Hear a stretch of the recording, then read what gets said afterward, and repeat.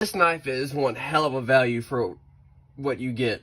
The first off, we got a 4 1/16 inch N690 blade, but this also comes in a Damascus and a PVD coated D2.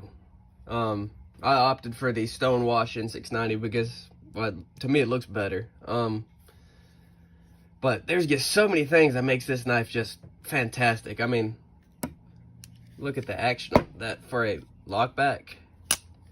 I'm trying to do this behind a camera. It's kind of hard, but so smooth. Let's see. See that? Free swinging.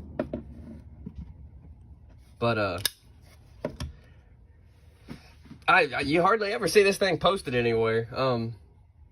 It's a very simple constructed knife.